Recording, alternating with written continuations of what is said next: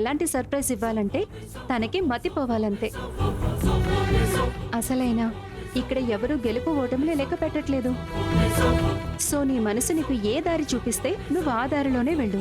Thank you Narmada aunty, మీరు మళ్ళీ నాకు హోప్ ఇచ్చారు. ఈ బంధం నాకు చాలా ఇంపార్టెంట్. నేను దీన్ని అంత సులువుగా తెగిపోనివ్వలేను. Thank you. All the best.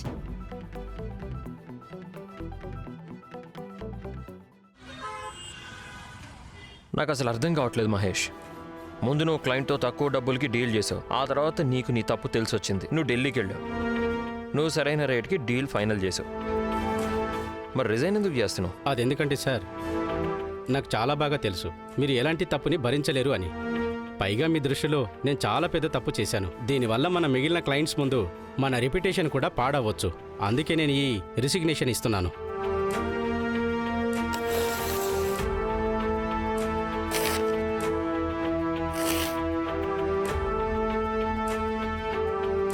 నువ్వెక్కడికే వెళ్ళట్లేదు మహేష్. కానీ సార్, మహేష్, తప్పులు అందరూ చేస్తారు. నేను చాలా పెద్ద తప్పే చేసేసాను. రేఖ నీ వైఫ్ కాదు, తను నీ చెల్లి సంతోషాలకి ఒక గ్యారంటీ కార్డ్ అంతే. నువ్వు నీ చెల్లి సంతోషాల కోసం రేఖ సంతోషాలన్నీ నాశనం చేశావు.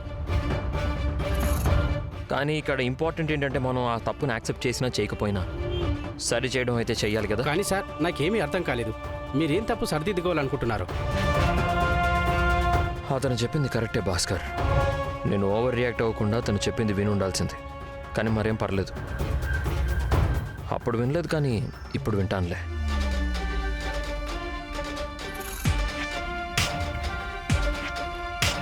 మహేష్, నిజం చెప్పనా, నాకు కూడా తెలీదు సార్ ఏం మాట్లాడుతున్నారు అసలు.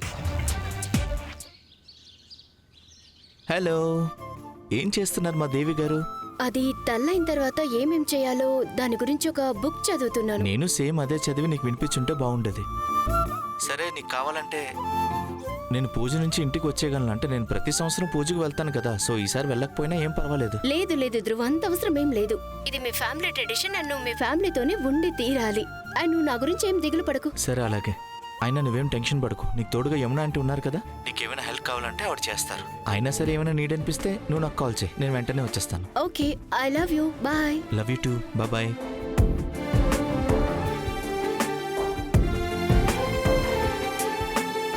ఈ అమ్మాయి ఏంటి బట్టల పుస్తకాలు చదువుతోంది, కానీ ధ్రువకేమో నేను కాబోయే అమ్మ గురించి చదువుతున్నానని చెప్తోంది.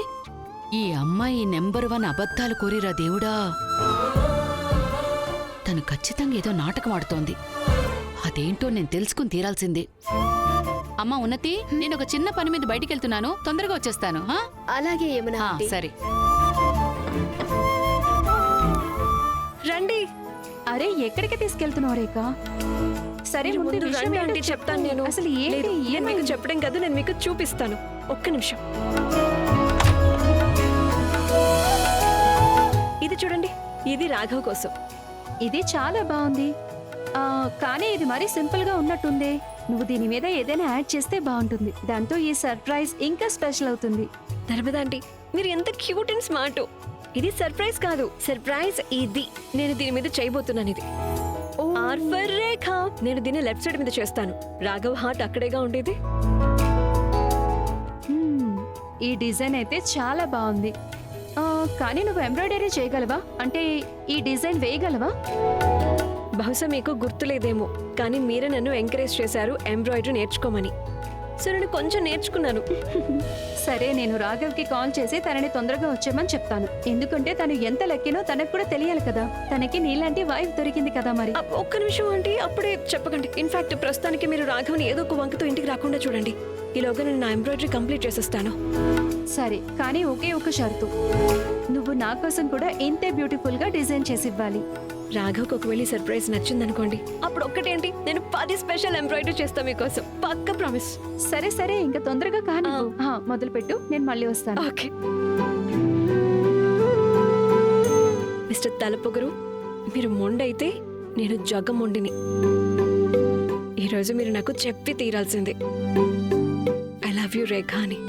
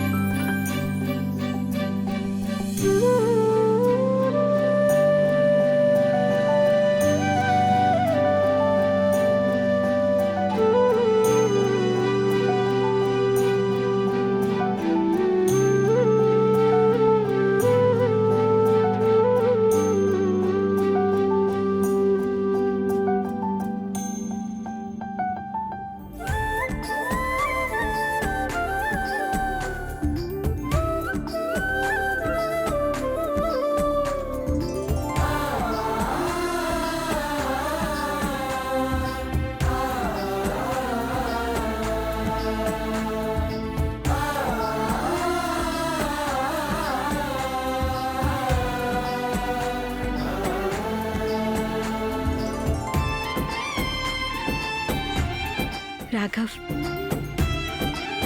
ఇది మీ రేఖ తరపున. ఈ రేఖ మనసు మీకోసం.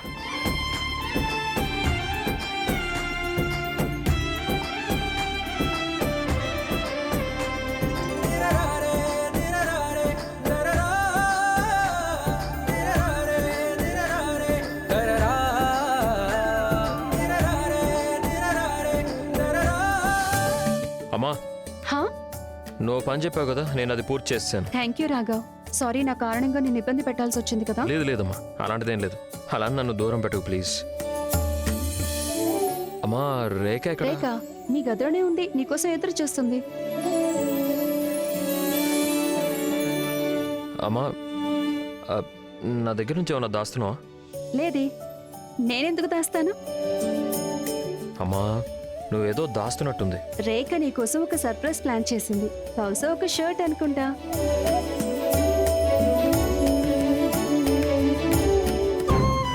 తను నా కోసం ఎందుకు అలా చేస్తుందమ్మా? నాకు తెలిసి నువ్వేదో పొరపాటు పడి ఉంటావు. నీకు అలా అనిపిస్తే నువ్వే స్వయంగా వెళ్ళి చూడు. All the best Rekha. Viraj,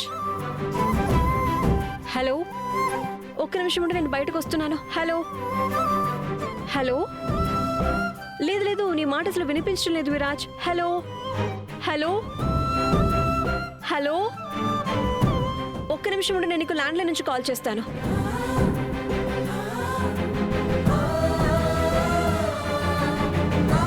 hello,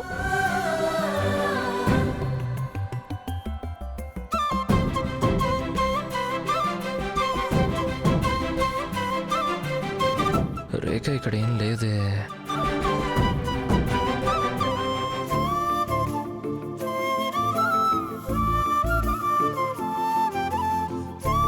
చూస్తుంటే రేఖ నా కోసం తన చేతులతో చేసినట్టుంది. కానీ ఏంటిది?